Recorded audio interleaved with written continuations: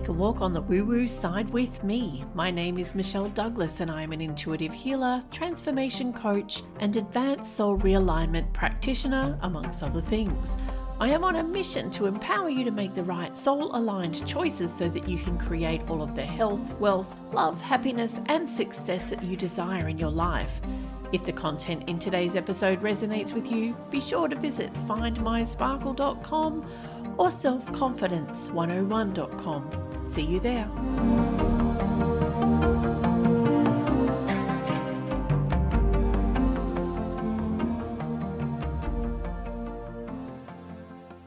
Hello, it's Michelle here, and today we're going to be talking about why bad things happen to good people, and I'm going to do a book review because I've never done one before, so today's the day.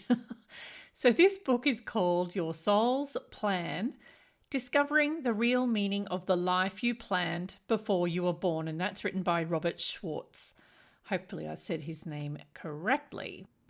I originally bought the Kindle version of this book, but quickly realised that having the paperback was going to be much needed because I'd be referring to the book quite often in my work because it's just brilliant.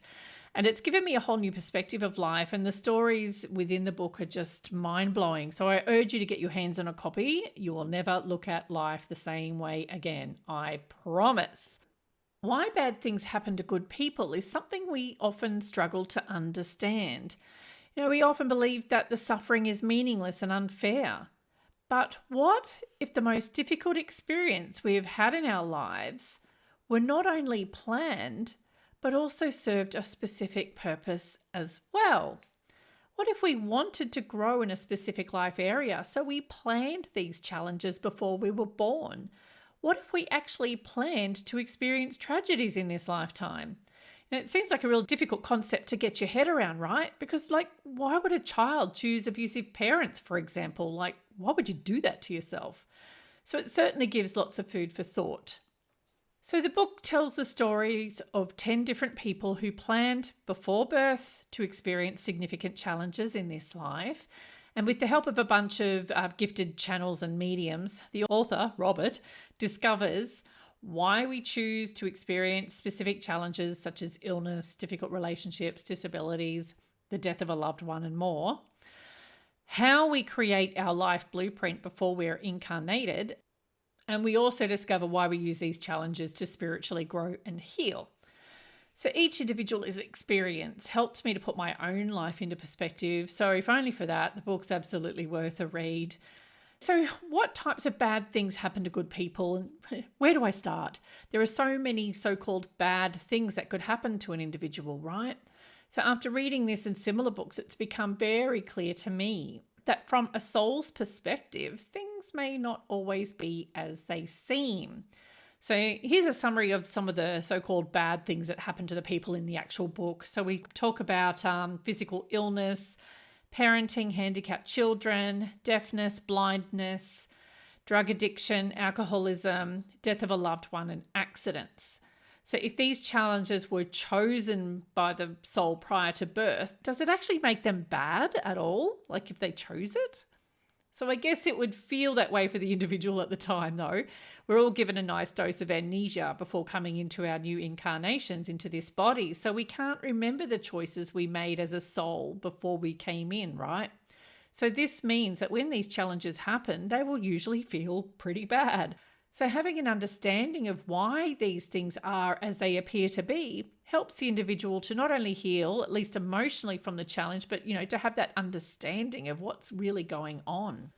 When I'm doing past life or between lives regression, this is actually an important aspect of the session. We want to gain an understanding of why the person is suffering and hopefully how we can reduce that suffering going forward. And sometimes it's just that understanding that helps the person to experience a positive emotional shift. Of all the stories, there was one that stood out for me in this book, and it was about a young woman who was injured in a bomb explosion.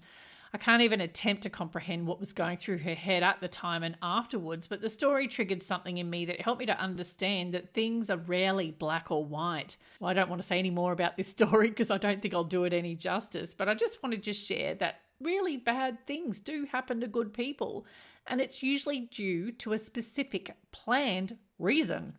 So if you're curious to find out what your soul planned for you in this lifetime, or you're curious about the details of your past lives, or you're interested in finding out why you chose to incarnate at this time, a past life regression might be something you'd like to try in addition to reading the book. I suggest reading the book first just to give yourself an understanding of, what sort of information could come out of that, even though in the book, I think all of them, I can't remember if it was all or some, were channeled or brought through by mediums, but you can actually achieve the same outcome by a past life regression anyway. So I will leave you with that.